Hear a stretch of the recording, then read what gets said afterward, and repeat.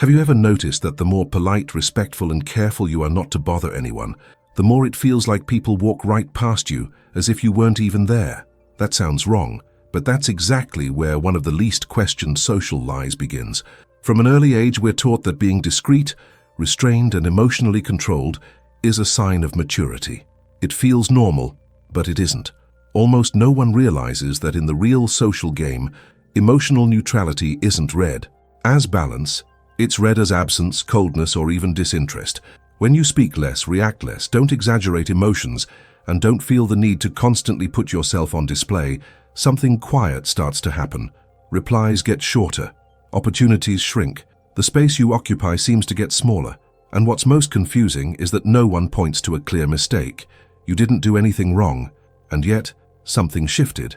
Have you felt that? This is where the game starts to change. Because the problem is almost never what you do, it's what you don't perform.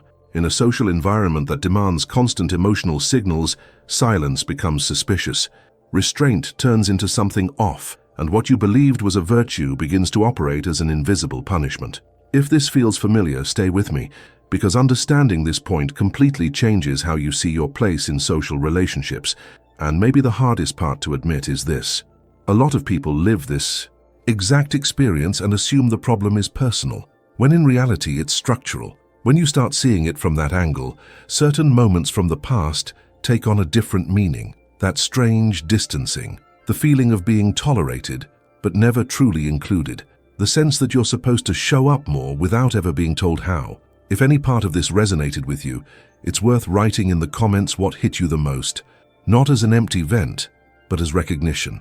These quiet experiences meet here, and that's what turns this space into something alive. Interestingly, when you like a video like this, it isn't just an automatic gesture. It's almost like saying, this needs to keep circulating, because it's not just me. And if this kind of conversation helps you understand the hidden mechanics of human relationships a little better, subscribing is simply a natural way to keep walking together.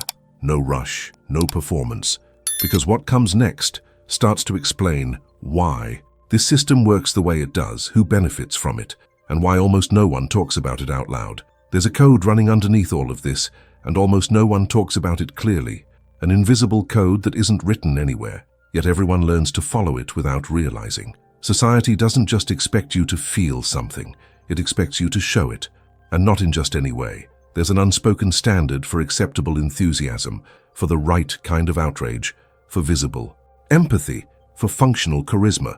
Feeling quietly isn't enough. Processing things internally doesn't count.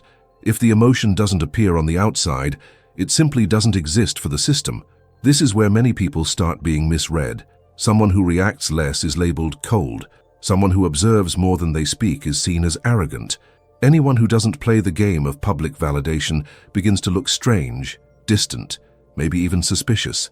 That might sound extreme, but almost no one notices this. Emotional silence is rarely interpreted as maturity. It's usually read as resistance, as if you were breaking an undeclared rule of social life. What's most interesting is that this mechanism doesn't come from conscious cruelty. It grows out of a collective mindset that confuses performed emotion with real connection. The more emotionally visible you are, the more predictable you become, and predictability creates comfort. Those who don't expose themselves in the same way, on the other hand, generate a quiet tension, a discomfort that's hard to explain.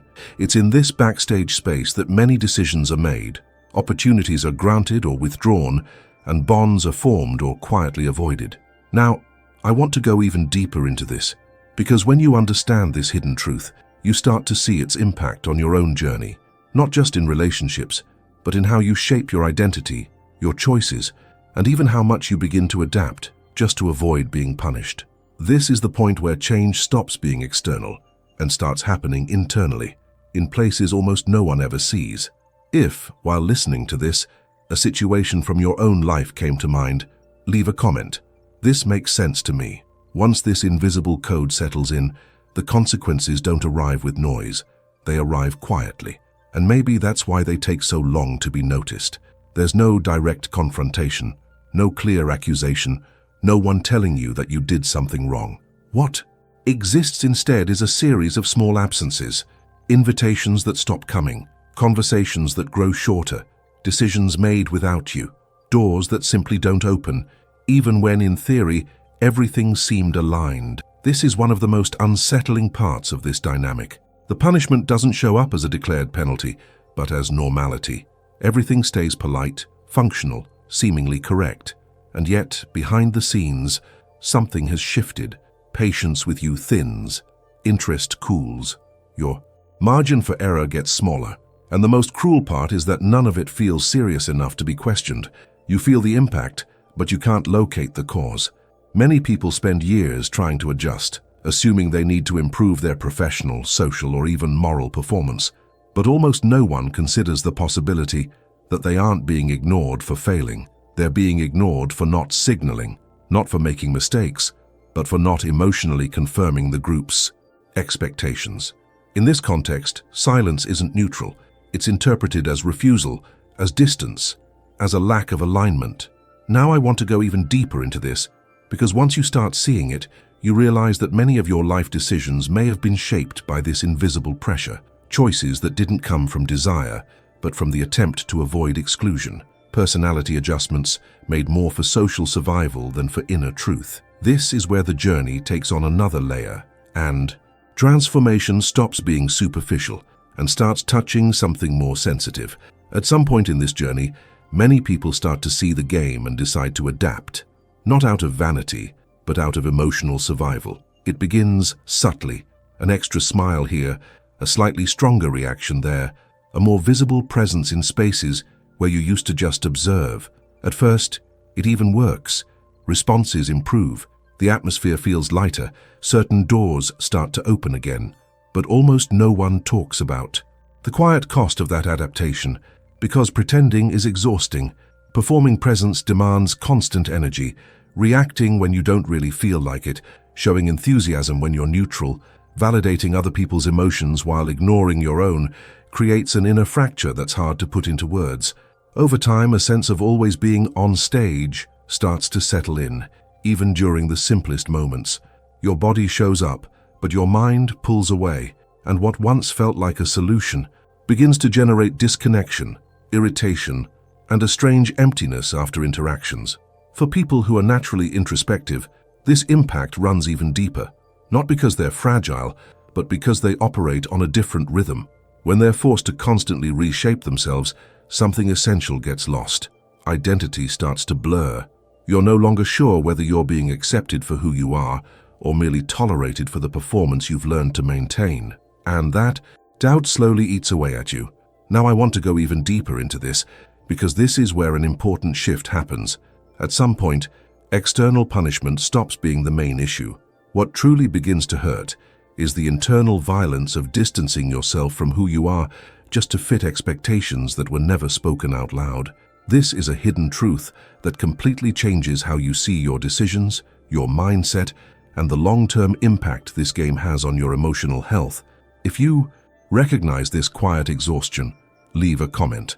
This makes sense to me, and this is exactly where the conversation becomes more delicate, because once you notice this pattern, you can't pretend you didn't see it anymore.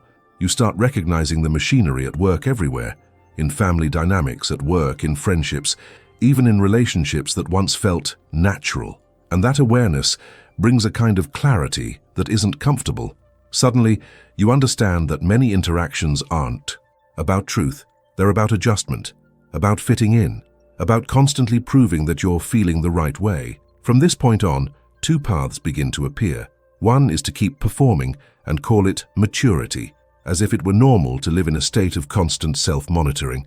The other is to try to exist more honestly, accepting the real risk of being misread, losing space, or being seen as distant. And that's where the central question emerges, almost like an unresolved tension.